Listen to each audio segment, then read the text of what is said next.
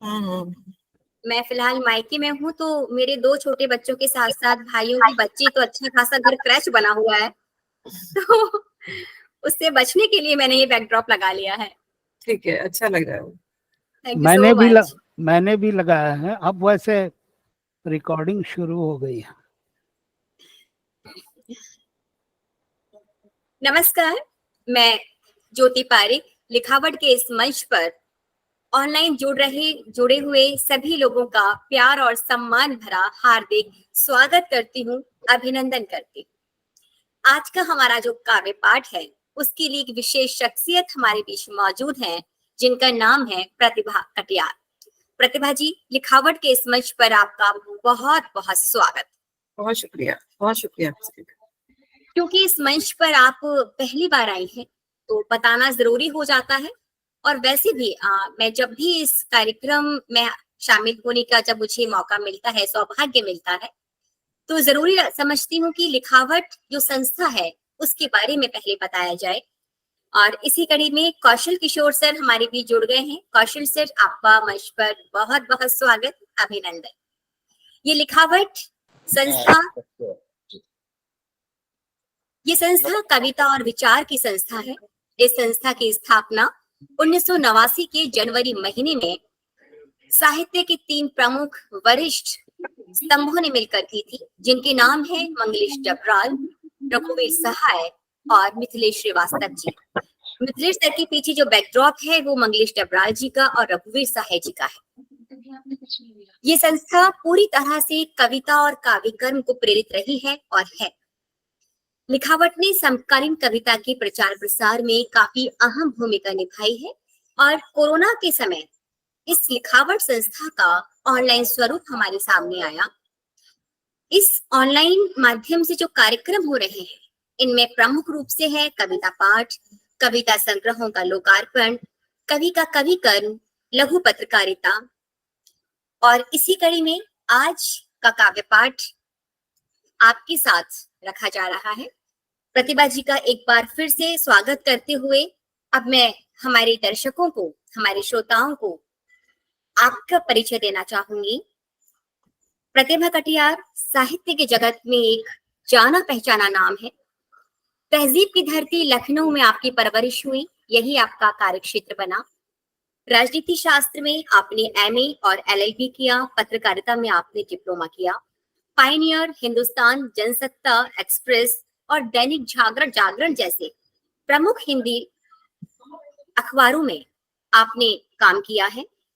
अजीज Prem ji foundation के साथ जुड़कर आपने शिक्षण को अपना करियर बनाया। अगर आपके कार्यक्षेत्र की बात की जाए, तो रूसी कवित्री मारिना स्वेताएवा पर लिखी आपकी जीवनी मारिना काफी चर्चित रही है। वह चिड़िया क्या गाती होगी, पत्र संकलन, ख्वाब जो बरस रहा है और चयनित कविताएं संग्रह आपके प्रकाशित हैं। साथ ही में आपकी एक कहानी पर शॉर्ट फिल्म भी बन चुकी है और आपकी कविताएं गुजराती, पंजाबी में भी अनुवादित हुई हैं। अंडमान यात्रा पर लिखा आपका यात्रा संस्मरण और कविता ओ अच्छी लड़कियों कर्नाटक की रानी चेन्नम्मा विश्वविद्यालय के पाठ्यक्रम में शामिल है। काफी कुछ आपके बारे में प्रतिभा जी बताने को है, लेकिन मैं आपकी ही कविता की 2 लाइनों से शुरू करना चाहूंगी कि चिड़िया नहीं हूं मैं। आप एक जगह पर लिखती हैं कि चिड़िया नहीं हूं मैं कि आएगा कोई आखिर तक, बिछा देगा जाल और फंस जाऊंगी मैं। आपकी 2 पंक्तियां पूरे के पूरे स्त्री समुदाय को काफी कुछ कह जाती हैं। आगे क्या कहना है, किस तरह कहना है, ये मंच मैं आपको सौंपती हूँ। काव्य पाठ के लिए आपका स्वागत। अगले 30 मिनट आप ही के लिए है। बहुत शुक्रिया लिखावट मंच का, आप सभी का कि आपने मुझे अवसर दिया यहाँ पर आने का। और ये बहुत महत्वपूर्ण मंच है। जिस कविता से आपने शुरुआत, मतलब जिसकी पंक्तियां आपने कोट की, तो उसी मिजाज की कविता से शुरुआत करती हूँ। और वही बात, कविता का शीर्षक है वही बात।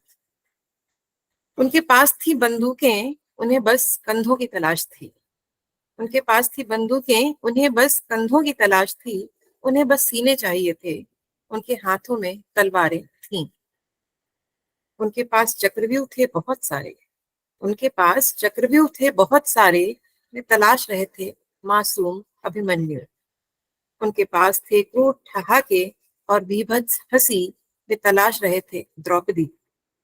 उन्होंने हमें ही चुना हमें मारने के लिए, उन्होंने हमें ही चुना हमें मारने के लिए, हमारे सीने पर हमसे ही चलवाई तलवार, हमें ही खड़ा किया खुद हमारे ही विरुद्ध, और उनकी विजय हुई हम पर, और उनकी विजय हुई हम पर।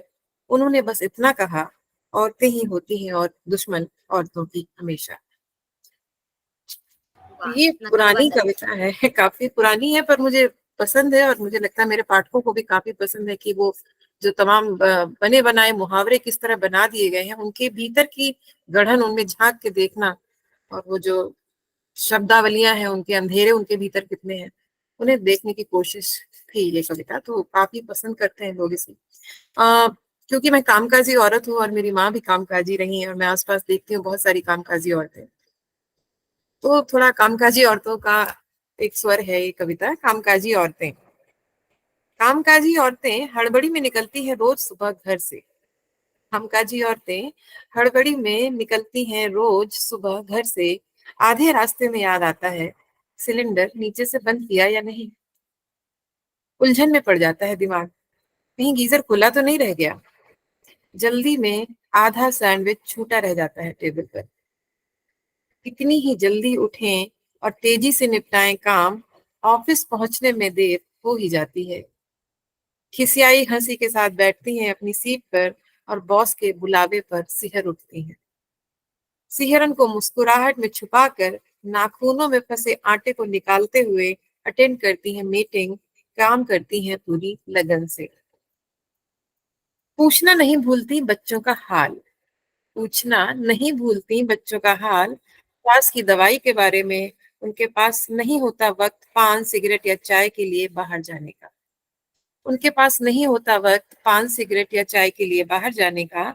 उस वक्त में वे जल्दी जल्दी निपटाती हैं काम, ताकि समय से काम खत्म करके घर के लिए निकल सके। दिमाग में चल रही होती है सामान की लिस्ट, जो लेते हुए जाना है घर। दवाइयाँ, दूध, फल, राशन। ऑफिस से निकलने को होती ही है कि तय हो जाती है कोई और मीटिंग। जैसे देह की ऊर्जा निचुड़ जाती है। बच्चों की मनुहार जल्दी आने की रुलाई बन फूटती है वॉशरूम में। मुंह धोकर गहरी सांस लेकर शामिल होती है मीटिंग में। नजर लगातार होती है घड़ी पर, नजर लगातार होती है घड़ी पर, और जहन में होती है बच्चे की गुस्से वाली सूरत। साइलेंट मोड में पड़े पड़े फोन पर आती रहती हैं ढेर सारी कॉल्स। दिल कड़ा करके वो ध्यान लगाती है मीटिंग में। घर पहुंचती हैं सामान से लदी फंदी, देर होने के संकोच और अपराध बोध के साथ। शिकायतों का अंबार खड़ा मिलता है घर पर, शिकायतों का अंबार खड़ा मिलता है घर पर। जल्दी जल्दी फैले हुए घर को समेटते हुए, सबकी जरूरत का सामान देते हुए करती हैं डैमेज कंट्रोल। मन घबराया होता है कि कैसे बताएंगी घर पर टूर पर जाने की बात। मन घबराया होता है कि कैसे बताएंगी घर पर टूर पे जाने की बात, कैसे मनाएंगी सबको, कैसे संभलेगा उनके बिना घर। ऑफिस में सोचती हैं कैसे मना करेंगी कि नहीं जा सकेंगी इस बार। कितनी बार कहेंगी घर की समस्या की बात ऑफिस में। कामकाजी औरतें सुबह ढेर सारा काम करके जाती हैं घर से। कामकाजी औरतें सुबह ढेर सारा काम करके जाती हैं घर से कि शाम को आराम मिलेगा। रात को ढेर सारा काम करके सोने जाती हैं कि सुबह हड़बड़ी ना हो। ऑफिस में तेजी से काम करती हैं कि घर पर समय पर पहुंचे।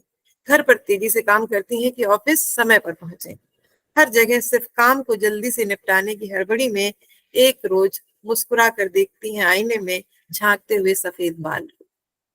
एक रोज मुस्कुरा देती हैं आईने में झांकते सफेद बाल को देख। किसी मशीन में तब्दील हो चुकी कामकाजी औरतों से कहीं कोई खुश नहीं। किसी मशीन में तब्दील हो चुकी और कामकाजी औरतों से कहीं कोई खुश नहीं, न घर में, न दफ्तर में, न मोहल्ले में। वो खुद भी खुश नहीं खुद से, वो खुद भी खुश नहीं होती खुद से कि मुझसे कुछ ठीक से नहीं होता, कि अपराध बोध से भरी कामकाजी औरतें भर भरा कर गिर पड़ती हैं किसी रोज। मुझसे कुछ ठीक से नहीं होता कि अपराध बोध से भरी कामकाजी औरतें भरभरा कर गिर पड़ती हैं किसी रोज। और तब उनके साथी कहते हैं ऐसा भी क्या खास करती हो जो इतना ड्रामा कर रही हो? कि ऐसा भी क्या खास करती हो जो इतना ड्रामा कर रही हो? मशीन में तब्दील हो चुकी कामकाजी औरतें एक रोज तमाम तोहमतों से बेजार होकर जीना शुरू कर देती हैं, थोड़ा सा अपने लिए भी। और तब लड़खड़ाने लगते हैं तमाम सामाजिक समीकरण।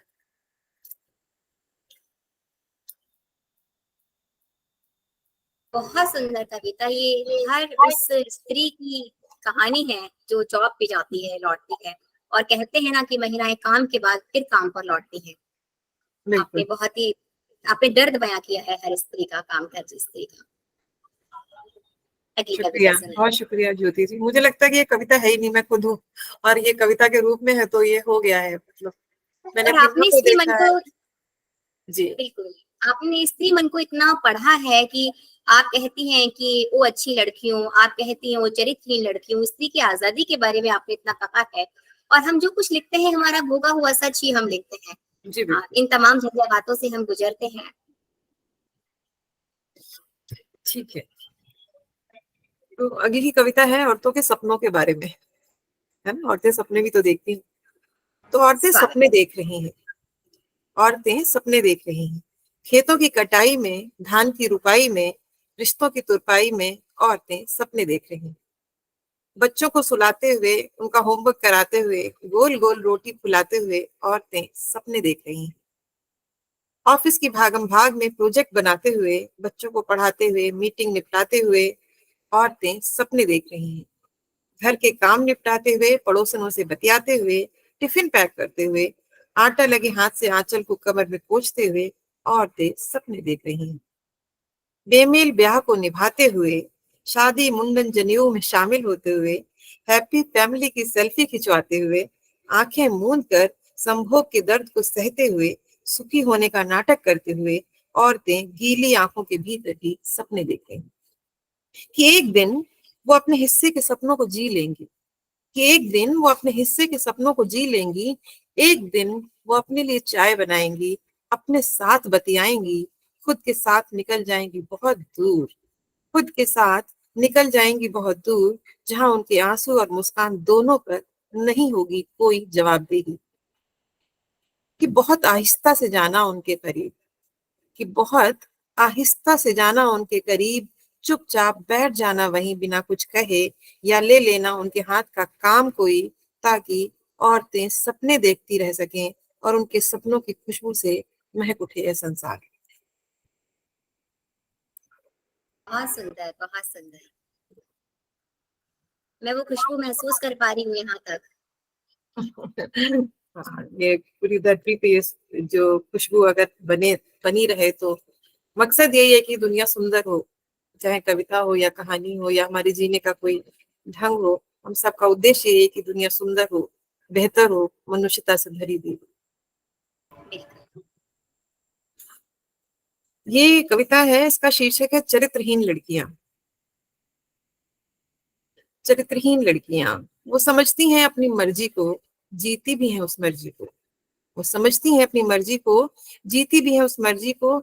न बनती है किसी के हाथ का खिलौना, न बांध सकता है कोई उन्हें ऊंटे से गाय की तरह। सर झुकाकर नहीं, वो सीना तान कर चलती हैं। सर झुकाकर नहीं, वो सीना तान कर चलती हैं। पढ़ती हैं इस्मत, कुर्तुलैन और मंटो को, आंख से आंख मिलाकर करती हैं बात। यूं ही नहीं मानती बात कोई भी किसी की भी, यूं ही नहीं मानती कोई बात किसी की भी कभी भी। पूछती है सवाल, परखती है बात। इतिहास पढ़ती भर नहीं, इतिहास बनाने का मादा भी रखती है। इतिहास पढ़ती भर नहीं, इतिहास बनाने का मादा भी रखती हैं।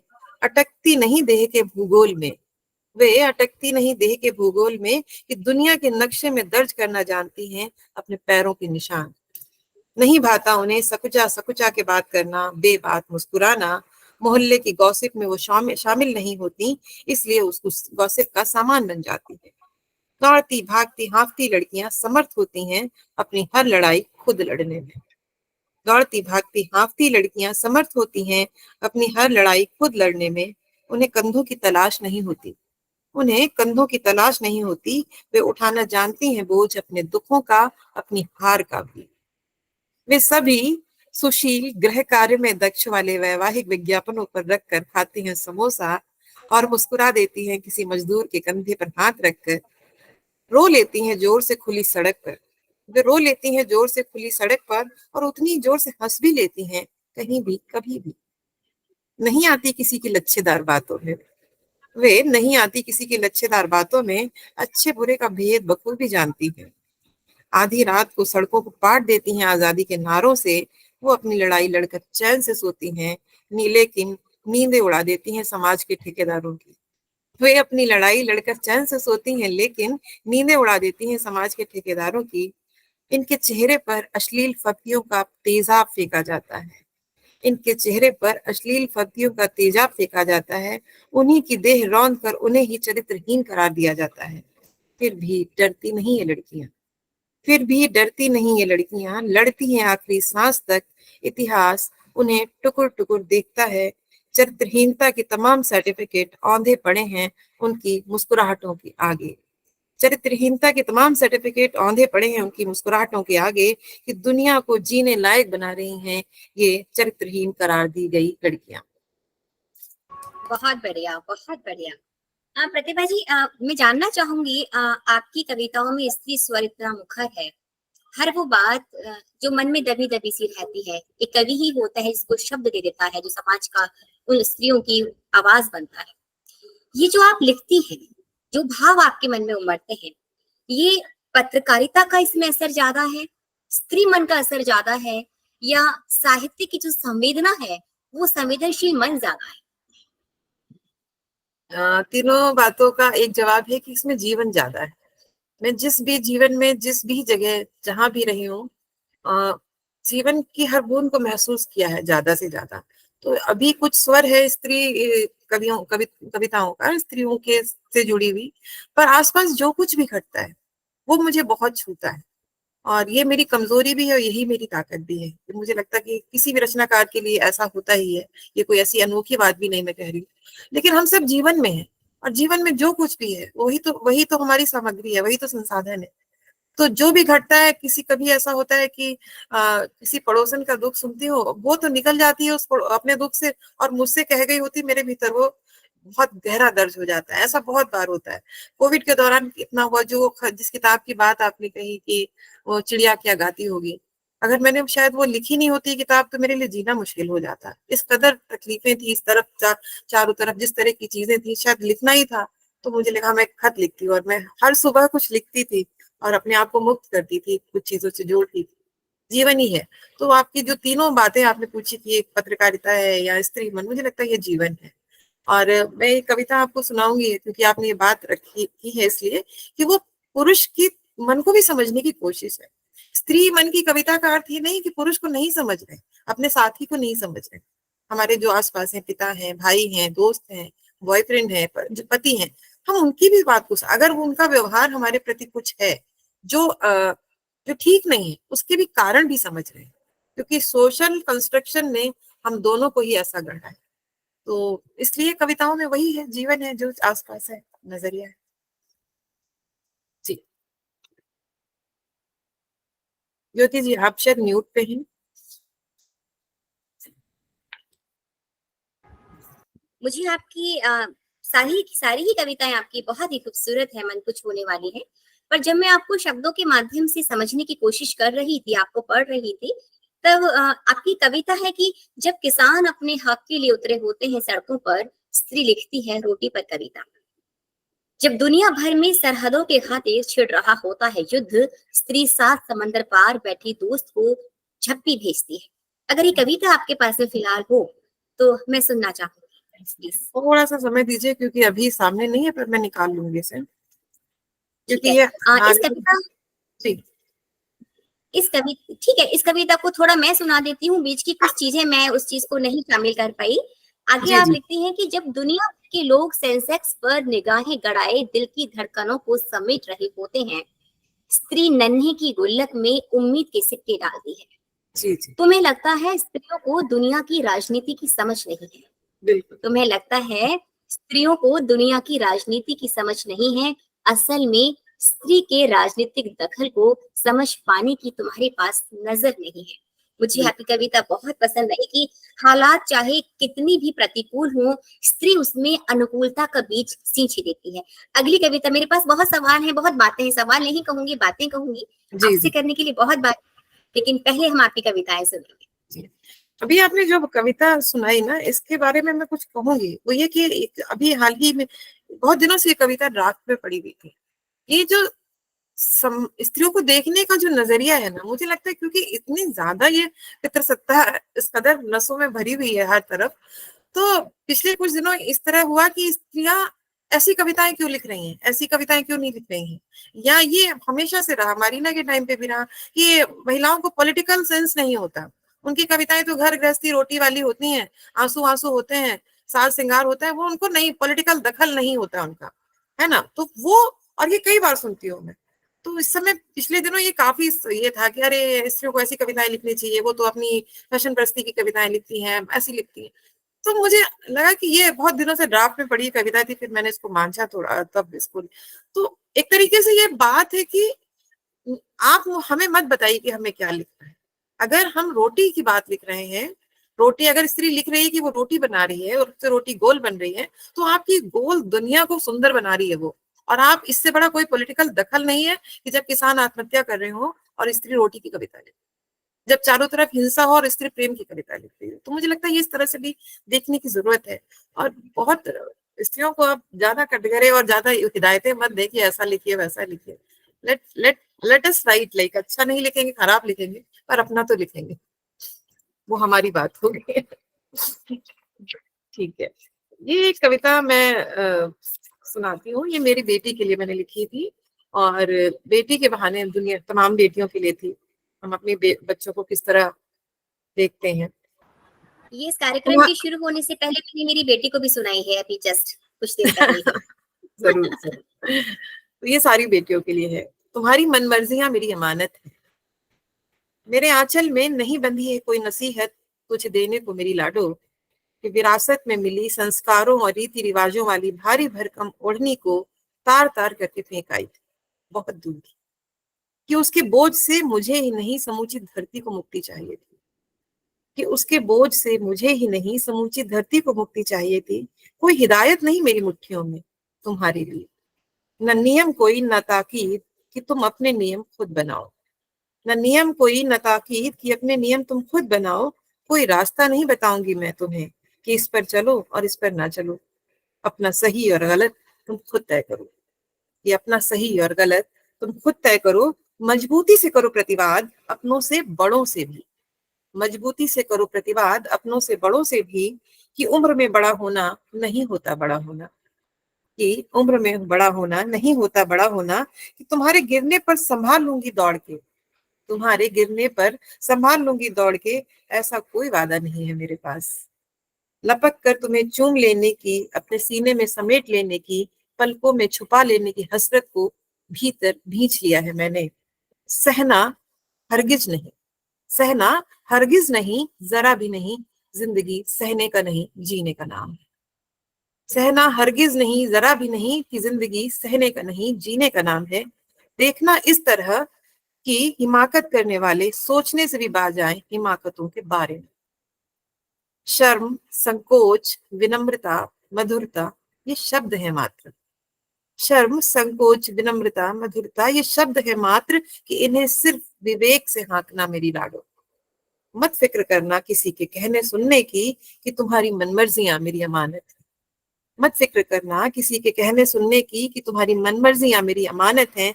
तुम्हारी माँ के पास कुछ भी नहीं तुम्हें देने को, सिवाय इसके कि वो तुम्हारे कदमों की ताकत, तुम्हारे पंखों की जुम्बिश, तुम्हारे खुद पर किए गए यकीन का एतमाद है बनना चाहती है, तुम्हारे प्रतिवाद की स्वर की खनक बनना चाहती है, कभी कुछ भी गलत न सहने की हिम्मत, और ना इंसाफियों के मुंह पर तुम्हारा जड़ा हुआ तमाचा बनना चाहती है, तुम्हारी तमाम आवारगी में तुम्हारा साया और खिलखिलाहटों पर नजर का काला टीका होना चाहती है।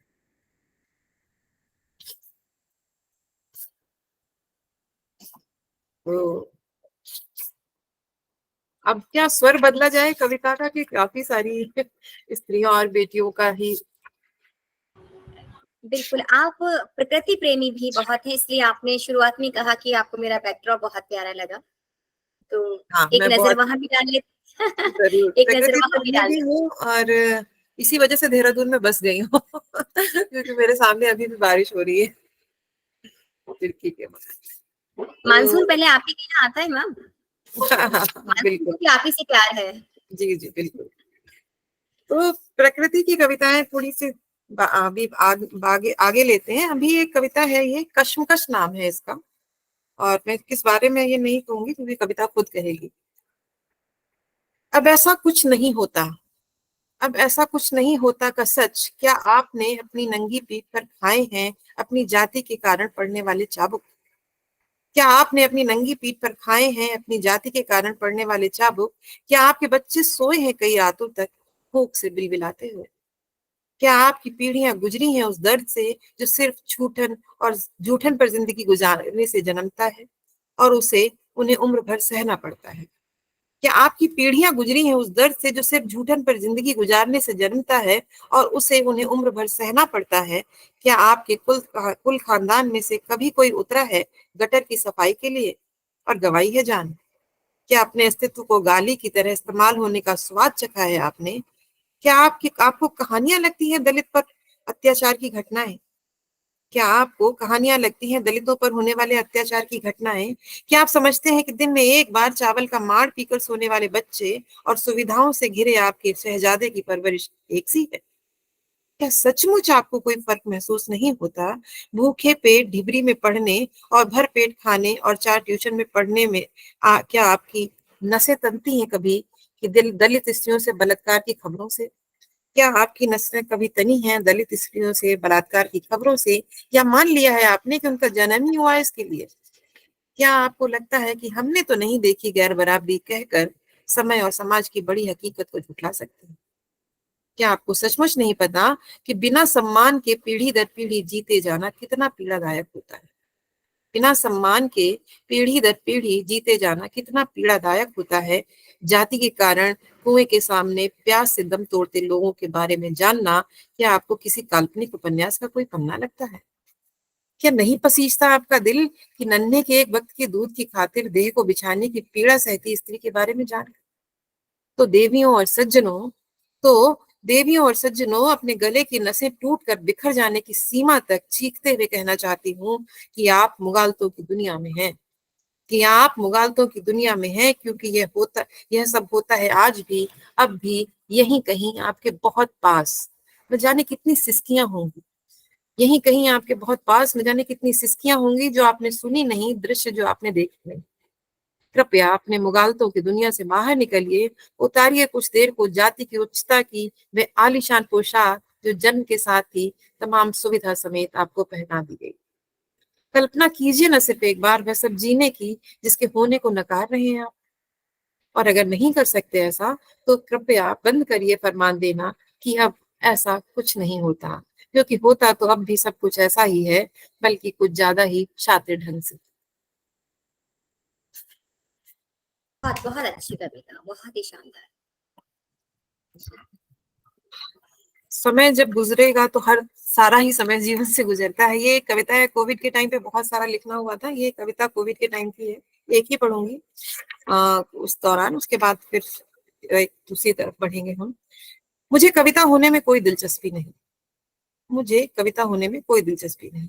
कि सारी धूप पी लेना चाहती हूँ जो जला रही है मजदूर से मजलूम बना दिए गए लोगों को। सारी धूप पी लेना चाहती हूँ जो जला रही है मजदूर से मजलूम बना दिए गए लोगों को। साइकिल के पेडल बंद सोख लेना चाहती हूँ सारी थकान, कि बेटियां बिना थके पहुंचा सकें पिताओं को घर और पिता अपने बच्चों। सारे सांप गले में लपेट लेना चाहती हूँ कि सारे बिच्छुओं से कह देना चाहती हूँ कि आओ मुझे डसो, क्वारंटीन सेंटर का रास्ता भूल जाओ कुछ दिन। रेल होना चाहती हूँ कि जहां सोए हूँ मजदूर बदल सकूं उधर से गुजरने का इरादा। पानी होना चाहती हूँ कि हर प्यास तक पहुंच सकूं पुकार से पहले। रोटी होना चाहती हूँ कि भूख से मरने ना दूं धरती पर किसी को भी। रोटी होना चाहती हूँ कि भूख से मरने न दूं धरती पर किसी को भी।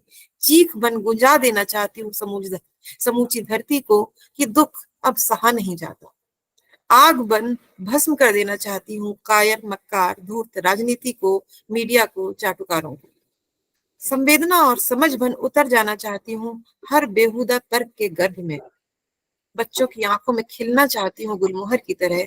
अमलतास बन सोख लेना चाहती हूँ मुरझाए पीले पड़े चेहरों की उदासी। शिव की भांति गटक जाना चाहती हूँ धरती पर फैलाई गई तमाम नफरत का विष। बहुमत होना चाहती हूँ कि पलट सकूं मगरूर हत्यारी सत्ता को अभी इसी पल। बहुमत होना चाहती हूँ कि पलट सकूं मगरूर हत्यारी सत्ता को अभी इसी पल। मुझे कविता होने में कोई दिलचस्पी नहीं। मुझे कविता होने में कोई दिलचस्पी नहीं। कविता होने की बजाय मैं इरेजर होना चाहती हूँ। कविता होने की बजाय मैं इरेजर होना चाहती हूँ जो सभ्यता के पहले गहराते जा रहे आ को मिटा सके पूरी तरह से। बहुत खूबसूरत, बहुत बढ़िया। प्रतिभा जी, आप एक जगह पर लिखती हैं कि रोशनी के बारे में सोचने से अंधेरा नहीं जाता। तो मैं आपकी रोशनी और आपके अंधेरे को जानना चाहती हूँ कि आप मेरी रोशनी और मेरा अंधेरा वही है जो सबका है। ऐसा मेरे मेरे जीवन में ऐसा नया अनोखा कुछ भी नहीं है सिवाय उसके कि मैं कुछ टूटा फूटा उसे लिख पाती हूँ। मुझे हमेशा ये लगता है कि जब हम बहुत उदास होते हैं तो आसपास ही कहीं उम्मीद होती है ना। और ये मेरा यकीन है और मैं इसी यकीन के सहारे हर दिन गुजारती हूँ। जब बहुत बहुत गहरा रहा होता है अंधेरा, तो जो प्रकृति का नियम है कि जैसे जैसे अंधेरी रात होती है सूरज कहीं आसपास ही होता है। तो लोगों को पढ़ने, चीजों को समझने या उनके व्यवहार को समझने के लिए मैंने कुछ चीजों को समझा इस तरह की। कई बार बहुत खुश व्यक्ति होता है हमारे आसपास और बहुत हंस रहा होता है, बहुत ज्यादा उससे मिलके आपको बहुत अच्छा लगता है, पर उसके भीतर कहीं कोई पीड़ा होती है। तो मैं उसको देखने की कोशिश करती हूँ। अभी पिछले ही दिनों 2 दिन पहले ही हम बच्चों के साथ, युवाओं के साथ में एक लेखन की कार्यशाला कर रहे थे। तो हम लोग ने यही, मतलब मैंने यही कहा कि अगर सामने एक मेज है लकड़ी की, तो क्या वो सिर्फ मेज दिख रही है? तो मैंने ये सीखा है कि उस लकड़ी की मेज को देखते हुए मैं क्या पूरा जंगल देख पा रही हूँ? क्या मैं वो चिड़िया का घोंसला देख पा रही हूँ? क्या उस चिड़िया की रुलाई देख पा रही हूँ कि उसका पेड़ कट गया और वो अब उसका घोंसला चला गया? तो ये सिर्फ मेज नहीं है। तो इस तरह ये मुझे लगता है कि ये देखना जितना ज्यादा विस्तार पाता है, मतलब यही मेरी दिक्कत भी है। मेरी माँ हमेशा कहती है कि तुम बहुत ज्यादा सोचती हो, और मुझे लगता है कि यही जीवन भी है और इसी में परतों में है चीजें। कब कोई खुश है, कई बार ऐसा होता है कि बहुत ऐसी खबरें, उदास खबरें सुनने को मिलती है, अरे अभी एकदम ठीक था, यहाँ से उठ गया, चुटकुले सुना रहा था, मजे से चाय पी रहा था, गिटार बजा रहा था, फिर क्या हुआ? तो हम देख नहीं पा रहे हमारे आसपास जो लोग हैं उनकी पीड़ाएं क्या है। तो सुख क्या सच में सुख है? क्या वो दिख रहा है? तो सुख, मैंने अभी किसी कविता में लिखा भी था कि सुखी दिखने से ज्यादा, खुश दिखने से ज्यादा खुश होने पर काम करने की जरूरत है। हम खुश दिखने की कोशिश में है ज्यादा। तो कोशिश यही रहती है कि जो रियल है, भले ही खूबसूरत, बहुत ही क्लासिक कविता ना हो, लेकिन वो रियल हो। मतलब उसमें थोड़ा दाएं बाएं शब्द कम हो, नहीं बहुत अच्छे हो, मुझे इसकी परवाह कभी नहीं रहती कि कितनी महान कविता होगी। मुझे सिर्फ ये रहता है कि जो मैं जी रही हूँ, जो महसूस कर पा रही हूँ, कोशिश करूँ कि वो उसी तरह लिख सकूं, बिना बनावट के। बहुत खूब। आप एक साहित्यकार भी हैं, आप एक पत्रकार भी हैं और आप एक शिक्षिका। तो मैं ये जानना चाहूंगी, हालांकि कहते हैं कि पत्रकारिता और साहित्य दोनों ही एक दूसरे के पूरक हैं। आप किस तरह से आपने साहित्य में आपका रुझान बढ़ा? आप साहित्यकार पहले हैं या आप एक पत्रकार पहले हैं? मैं इंसान पहले हूँ। मुझे दोनों में बहुत फर्क नहीं लगता है। दोनों ने, पत्रकारिता ने पढ़ने लिखने के तमाम मल्टीपल डायमेंशंस और दिए ज्यादा। मुझे लगता है कि कोई भी काम, जैसे अभी मैं एजुकेशन में काम कर रही हूँ यहाँ पर, और ये एक तरह का बड़ा स्विच था। मैंने अखबारों में काम किया और अखबारों के काम बिल्कुल अलग होता है, यहाँ काम एक। लेकिन हर नया काम, हर नई चुनौती, नए लोगों से मिलना, अगर हमारे भीतर साहित्य मन है, जीवन को देखने की दृष्टि है, इच्छा है, तो ये हमारे लिए अवसर है। तो अखबारों में काम करते हुए बहुत सारी नई चीजों को जाना, समझा, लोगों से मिलना हुआ, खबरों के पीछे भागना होता था, लोगों से इंटरव्यू करना होता था। ये जीवन के दायरे को बढ़ा रहा था। और फिर जब शिक्षा में आए तो यहाँ पर भी आप स्कूलों में जाते हैं, टीचर्स के संग बात करते हैं, उनके पर्सपेक्टिव पे बात करते हैं, बच्चों को जीवन से की जुड़ी हर चीज, मुझे मुझे लगता है ये मेरी गढ़न है। अगर ये जो नया जो संग्रह है, अगर आप इसके उसमें देखेंगे तो भूमिका भी मैंने लिखा है कि मेरा कुछ नहीं है इस जीवन में। तो पत्रकार, और वो पत्रकार होना हमेशा रहता है, वो एक एनालिटिकल अप्रोच रहता है आपके पास। तो वो हर समय रहता है जीवन में, हम अखबार में काम करें या नहीं करें। मैं हमेशा कहती हूँ कि पत्रकार होना किसी अखबार में काम करने भर का मसला नहीं है। आप अखबार में नहीं काम करें तब भी आप, वो नजरिया है आपके पास एनालिसिस का, चीजों को देख पाने का और उन पर अपनी राय बना पाने का, और वो तो है ही हमेशा। और जब अखबार में काम करे तो जो साहित्यिक दृष्टि है ये भी उसको इनहेंस ही करती थी, तो सब मिला जुला है। और अभी शिक्षा में काम करें तो पत्रकारिता, साहित्य, शिक्षा सब मिक्स है, तो अलग नहीं है कुछ भी। सब एक दूसरे को इनरिच ही कर रहे हैं, सब एक दूसरे को बढ़ा ही रहे हैं। बिल्कुल। आपकी बहुत सारी कविताएं आपकी हैं जिनको भी सुना जाना बाकी है, क्योंकि मैंने 1-2 दिन में ही मैंने आपको इतना पढ़ लिया कि मुझे, मेरे खुद के पास में बहुत डिमांड्स है कि आप मुझे ये सुनाइए, लेकिन समय की अपनी सीमा है। मैं अब इस मंच को मैं मिथिलेश सर को सौंपती हूँ। सर, आप 2 शब्द आप कहना चाहें। मिथिलेश सर। मुझे लगता है कि प्रतिभा की 2-3 और कविताएं सुने हम लोग। जी जरूर। काफी समय हो गया इतनी कविता सुनने का, मतलब ठीक है। अब मैं एक कविता, जो मेरा संग्रह है ना, ख्वाब जो बरस रहा है, उसकी कविता सुनाती हूँ। कविता का नाम है ख्वाब जो बरस रहा है, क्योंकि प्रकृति, आपने कहा तो प्रकृति आनी जरूरी है। रात का किवाड़ खटखटाती है तुम्हारी आवाज की उजली किरण, रात का किवाड़ खटखटाती है तुम्हारी आवाज की उजली किरण, पपीहे की टेर लगती है राग भैरवी सी, रात झरे हर सिंगार से सजी है धरती, तुम्हारी आवाज में सुबह के खिलते ही मोगरे और रात रानी को नींद आने लगी, जबकि बुलबुल के जोड़े को सूझ रही है शरारत। पास में बैठे हैं विनोद कुमार शुक्ल और वॉन गॉग दोनों। मेरे पास 2 कप चाय है, मेरे पास 2 कप चाय है, मैं दोनों कप चाय पी रही हूँ बारी बारी से। दूसरा कप किसके हिस्से का है पता नहीं, पहला यकीनन तुम्हारा ही है। हवाओं से बात करती हूँ तो मुझे बात करते हुए देखते हो। सुख और क्या है, सुख और क्या है दूर शहर में बैठकर तुम्हारे यूं इतने करीब होने के सिवा, कि मैंने सपने में एक नदी देखी, तुमने सपने में देखा एक जंगल, इस सुबह में वो जंगल झूम रहा है, वो नदी खिलखिला रही है। यूं ही हथेलियां आगे कर देती हूँ, टप से गिरती हैं कुछ बूंदें, जबकि बादल कहीं नहीं थे, जबकि बादल कहीं नहीं थे। अचानक हवाएं उड़ा ले जाती हैं मेरे शहर का ख्वाब, अब वो तुम्हारे शहर का ख्वाब है, अब वो पूरी धरती का ख्वाब है, वो ख्वाब जो बरस रहा है।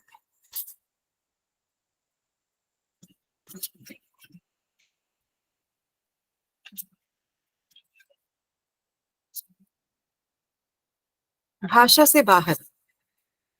जब मैं लिखना चाहती हूँ सदियों से गले के भीतर अटकी हुई सिसकी के बारे में, लाख खंगालने के बावजूद भाषा के पास नहीं मिलता कोई शब्द। जब मैं लिखना चाहती हूँ भूख, दुनिया के तमाम शब्दकोश पलटने के बाद भी नहीं मिलता एक शब्द जो भूख से उठने वाली पेट की ऐंठन, चुभन, सिकुड़ती खाल, नाउम्मीद हो चुकी आंखों का सूनापन दर्ज कर सके। जब मैं लिखना चाहती हूँ मौन, तब न जाने कहां से आ जाते हैं ढेर सारे शब्द शोर मचाते हुए। जब मैं लिखना चाहती हूँ बेबसी, यातना, पीड़ा, भाषा के आंगन में शुरू हो जाता है शब्दों का खेल। जब मैं लिखना चाहती हूँ प्रेम, खिल उठते हैं तमाम फूल, बरसने लगते हैं बादल, बच्चे खिलखिलाने लगते हैं, गैया लौटने लगती है घर, चूल्हे में बढ़ने लगती है आंच, नदियों में कोई वेग आ जाता है और रास्ते मुस्कुराने लगते हैं। जब मैं तुम्हें देखती हूँ, दुनिया की तमाम भाषाएं देखती हैं मुझे तुम्हें देखते हुए, किसी भाषा के पास वह शब्द नहीं जो इस देखने की मिठास को समेट सके। मेरे ख्याल से काफी हो गई कविताएं, और अब आप बताएं, मुझे तो थोड़ा संकोच हो रहा है कि मैं बहुत सारी कविताएं पढ़ चुकी हूँ। नहीं, आप कविताएं एक और आखिरी कविता पढ़िए। एक छोटी सी कविता है, बहुत छोटी सी। हम दोनों। उसने मुझे आवाज दी, मैंने सुनी नहीं। उसने मुझे आवाज दी, मैंने आवाज सुनी, शब्द नहीं। मैंने उसे आवाज दी, उसने शब्द सुने, आवाज नहीं। हम दोनों एक दूसरे की तरफ बढ़े, लेकिन पहुंचे नहीं। ये कविता है, क्योंकि मौसम बदल रहा है और कविताओं का स्वर भी बदल गया। ये पैगाम कविता है। फागुनी खुशबू आम की बौर में बौराहट के साथ आवारगी के तमाम राग भेजे हैं। फागुनी खुशबू की गौर की बौराहट के साथ आवारगी के तमाम राग भेजे हैं, नीले पंखों वाली चिड़िया की आवाज भेजी है, लड़कपन के तमाम सवाल भेजे हैं, साइकिल की उतरी हुई चेन और हाथों में सनी ग्रीस के निशान भेजे हैं, तुम्हारे पीछे पीछे भागने की मेरी इच्छा और तुम्हारे ढूंढने पर छुप जाने के शरारती खेल भेजे हैं, उतरती शाम के साए तले अजनबी रास्तों में खो जाने के ख्वाब भेजे हैं, तुम्हारी कलाई में रक्षा धागे की जगह खुद को बांध देने के ख्याल भेजे हैं, मोहब्बत भरे कुछ सलाम भेजे हैं, तुम्हारी उदास आवाज के नाम कुछ पैगाम भेजे हैं। मैं बहुत खूबसूरत कविता। वो सुनाती हूँ अंतिम कविता जिसके बारे में आप जिक्र कर रही थी। आई होप कि वो मुझे मिल जाएगी। हाँ, ये एक पुरुष की तरफ से स्त्री के मन को समझने की कोशिश है। इसका जो दूसरा वर्जन है वो महिला की तरफ से भी है, वो आप पढ़ लीजिएगा। मैं इसको पढ़ती हूँ। जब मैं तुम्हें पुकारना चाहता हूँ, जब मैं तुम्हें पुकारना चाहता हूँ, उठकर पानी पीता हूँ, खिड़की से दिखने वाली सड़क को देर तक देखता रहता हूँ। सड़क यूं लगातार घूरे जाने से उकता कर करवट लेती है और मैं आसमान देखने लगता हूँ। सड़क यूं लगातार घूरे जाने से उकता कर करवट लेती है और मैं आसमान देखने लगता हूँ, खाली आसमान। उस खाली आसमान में मैं गले में रुकी अपनी पुकार लिखना चाहता हूँ, तुम्हारा नाम लिखना चाहता हूँ। गले की नसों में रगड़ते हुए तुम्हारा नाम शायद छलनी हो रहा था कि मुझे तुम्हारा सीतकार सुनाई देता है। मैं फिर से पानी पीता हूँ, तुम्हारे नाम को गले की पकड़ से आजाद करता हूँ। मैं तुम्हें छूना चाहता हूँ, मैं तुम्हें छूना चाहता हूँ, तुम्हारे दुपट्टे की किनारी पर लटकते घुंघरुओं को हथेलियों पर रखना चाहता हूँ, अपनी पलकों पर तुम्हारे ख्वाब रखना चाहता हूँ, लेकिन तुम्हें छुए बगैर लौट आता हूँ क्योंकि तुम्हें छूने की अपनी इच्छा को सहेजना चाहता हूँ, क्योंकि तुम्हें छूने की अपनी इच्छा को मैं सहेजना चाहता हूँ। तुम्हारी आवाज को सुनने की खातिर, तुम्हारी आवाज को सुनने की खातिर जंगलों में भटकता हूँ, बारिशों से मनुहार करता हूँ, गुगुती बुलबुल और मैना से कहता हूँ वो सुने तुम्हारी आवाज और मुझे सुनाए, वो सुने तुम्हारी आवाज और मुझे सुनाए कि मैं कौन भी कर सकता था, कि मैं एक फोन भी कर सकता था, लेकिन उस आवाज की तपिश को किस तरह अपने कानों में सहेज सकूंगा, सोचकर फोन हाथ में घुमाता रहता हूँ, चाय पीता हूँ और तुम्हारे साथ के बारे में सोचता हूँ। सोचता हूँ कि एक रोज चांदनी रात में जब तुम अपनी कलाई पर टिक टिक करती सुइयों को अनसुना करके अपने अकेलेपन से उलझ रही होगी, एक ख्याल बनकर मैं तुम्हारी तन्हाई को तोड़ दूंगा, तुम्हारा समूचा अकेलापन तुमसे छीन लूंगा और तुम्हारे साथ हम दोनों के होने का जश्न मनाऊंगा, लेकिन उसके बाद के छूटे वीराने को सोचकर सहम जाता हूँ, लेकिन उसके बाद के छूटे वीराने को सोचकर सहम जाता हूँ, रोक लेता हूँ उस ख्याल को जो तुम्हारे अकेलेपन में सेंध लगाने को व्याकुल है कि अपना अकेलापन तुमने बहुत हिम्मत से कमाया है, कि अपना अकेलापन तुमने बहुत हिम्मत से कमाया है। लौटना चाहता हूँ तुम्हारे ख्याल की दुनिया से दूर, कि करने को बहुत काम है, कई महीनों के बिल पड़े हैं जमा करने को, गाड़ी की सर्विसिंग, कितनी अनदेखी फिल्में, दोस्तों की पेंडिंग कॉल्स, जवाब के इंतजार में पड़ी मेल्स और घर वालों की उलाहने। लौटते कदमों को तेजी से बढ़ाता हूँ, खुद से कहता हूँ कि मैं तुम्हारा कोई नहीं, खुद से कहता हूँ कि मैं तुम्हारा कोई नहीं और तुम मेरी कोई नहीं। तभी अंदर से एक नदी फूटती है, तभी अंदर से एक नदी फूटती है, बाहर फूलों का मौसम खिलखिलाता है, मैं इस नदी को बचाऊंगा, धरती पर फूलों के मौसम को बचा। बहुत खूबसूरत, बहुत। प्रतिभा जी, आपकी कविताएं अर्थपूर्ण और भाव भरी तो है ही, साथ ही आपकी कविता पढ़ने का जो तरीका है वो भी इतना कमाल है। और ये यही खास एक वजह है कि हमारा मन नहीं कर रहा कि हम आपकी कविताएं ना सुने, सुनना बहुत चाहते हैं, पर जैसा कि मैंने पहले भी कहा कि समय इजाजत नहीं देता है, हम आपको और जी। सुनना चाहेंगे। फिलहाल मिथिलेश सर कुछ कहना चाहते हैं। जी।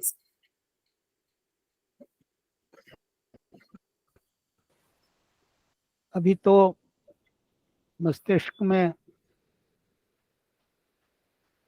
प्रतिभा कटियार की कविताओं के शब्द अपने धमाल मचा रहे हैं, उनके भाव और उन कविताओं में अभिव्यक्त बहुत सारी पीड़ाएं एक कविता में जब वो कहती हैं कि बॉस बुलाता है तो नाखून से आटे छुड़ाते जा रहे हैं, वो बहुत मार्मिक आ, वो स्थिति है, वो दृश्य है, एक दृश्य है।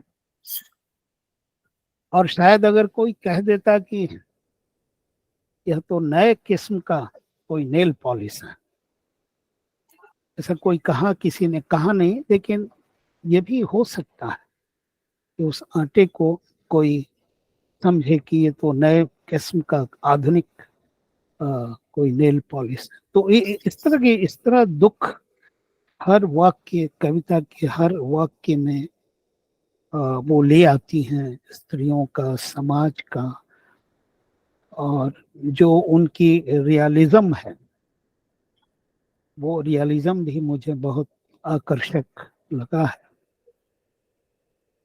और रघुवीर सहाय कहते थे कि हमारा समय बटा हुआ नहीं है कि यहाँ मैं कविता लिखूंगा, इस समय मैं पत्रकारिता करूंगा, इस समय मैं बच्चों को देखूंगा। वो कहते थे कि कविता, हर चीज एक साथ चलती रहती है। दूसरी बात वो ये भी कहते थे कि कविता पाठ के बाद कुछ कहना बोलना जरूरी नहीं होता, क्योंकि आपके अंदर इतनी चीजें प्रतिक्रिया कर रही होती हैं कि उस समय आप ज्यादा बोलने की स्थिति में नहीं है। तो मैं प्रतिभा कटियार का अभिवादन करता हूँ, आभार व्यक्त करता हूँ। एक लंबे समय से मैं उनका पीछा करता रहा इस कविता पाठ के लिए, और जब वो अपने काम से, अपनी नौकरी से जब उनको थोड़ा समय मिला जहाँ वो पूरी आश्वस्ति के साथ कविताएं पढ़ सकती हैं, तो आज हमने ये प्रोग्राम किया। मैं आभार व्यक्त करता हूँ ज्योति पारिक का, जो इतना अच्छा संचालन, और संचालन को वो बहुत हल्के से नहीं लेती हैं, उसके लिए तैयारी करती हैं, कुछ पढ़ती हैं, कुछ बातें करती हैं, और हमेशा उसको एक कवितामय बनाने की कोशिश करती हैं। खुद पत्रकार हैं और पत्रकारिता की प्राध्यापिका हैं, और कविता लिखती हैं। उनका भी में एक संग्रह आया है हाल ही में, जयपुर में रहती हैं। हमारे साथ कौशल किशोर जी हमेशा उपस्थित रहते हैं और हम लोगों का बल बढ़ाते हैं, एक प्रेरणा के स्रोत बने रहते हैं। मैं उनका भी आभार व्यक्त करता हूँ, और इसी आभार के साथ आप लोगों से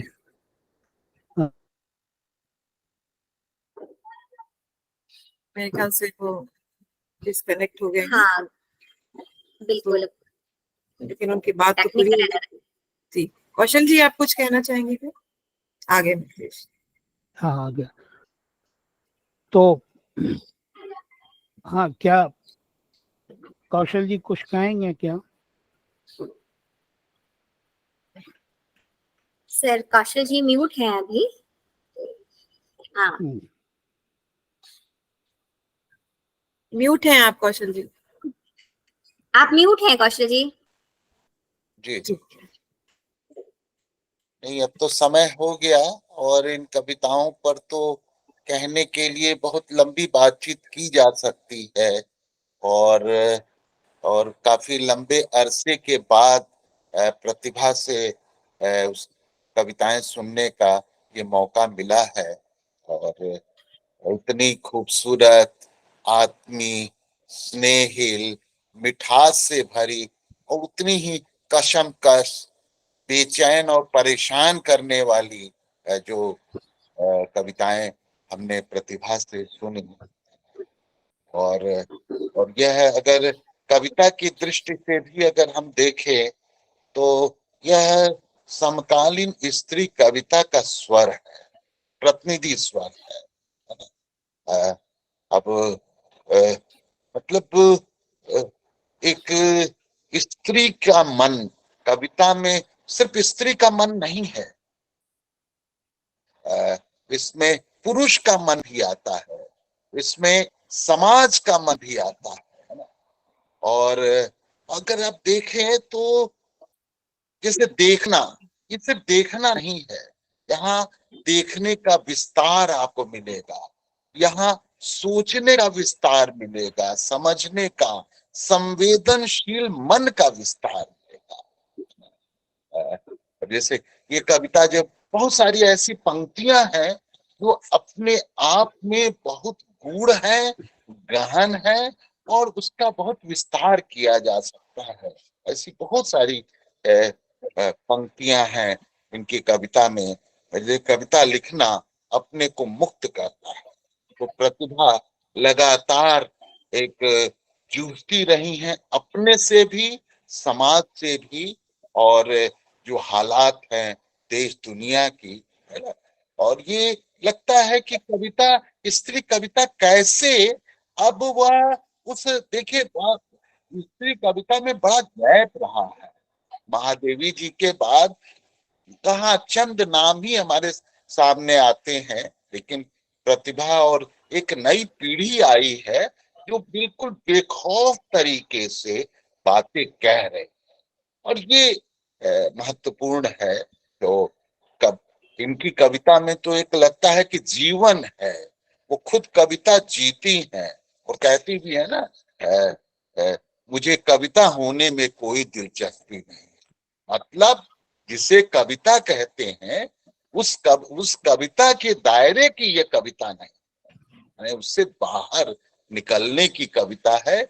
वह जीवन, उसके कशमकश, उसकी बेचैनियां, उसकी परेशानी, जो पितृसत्तात्मक व्यवस्था है, जो सामाजिक व्यवस्था है, सभी तरह की सत्ताएं जो है, चाहे वो जाति की सत्ता हो, धर्म की सत्ता हो, है ना, राज सत्ता हो, सबको लेके आती है। इसमें दलित भी आते हैं, पुरुष भी आते हैं, व्यवस्था भी आती है। तो इस तरह से एक बड़ी दुनिया प्रतिभा अपनी कविता में रचती है, और वो जीती हुई कविताएं हैं। और इसीलिए मरीना, जो रूसी कवित्री रही हैं, और उसका जिनका जीवन बहुत ही आत्मसंघर्ष से भरा रहा है, उससे बहुत प्रेरणा प्रतिभा को मिलती रही है। तो मुझे बहुत अच्छा अवसर मिला कि आज मुझे प्रतिभा की कविताएं सुनने का हुआ। और ज्योति का तो कुछ कहना ही नहीं, ज्योति इतना सुंदर संचालन, भाषा का, वाक्यों का जिस तरह का संयोजन करती हैं, है ना। तो और मिथिलेश जी ने यह अवसर दिया, तो मैं सबको धन्यवाद देता हूँ, और प्रतिभा को भी, कि आज हम लोगों को प्रतिभा के माध्यम से आज ये रविवार की शाम, कविता में शाम हुई। इसी के साथ शुक्रिया, थैंक यू सो मच। तो बहुत बहुत आभार आप सबका। ये YouTube पर ये प्रोग्राम आ जाएगा, तो आप लोग YouTube को सब्सक्राइब करिएगा, और अपने अपने व्हाट्सएप ग्रुप पर जरूर भेजिएगा, ताकि दूर तक कविता जाए। और क्योंकि उद्देश्य यही है, ऑब्जेक्टिव यही है कि हम लोगों तक कविता पहुंचाएं। तो इन्हीं शब्दों के साथ मैं आप लोगों से विदा लेना चाहता हूँ। बहुत शुक्रिया, आप सभी का बहुत शुक्रिया। धन्यवाद।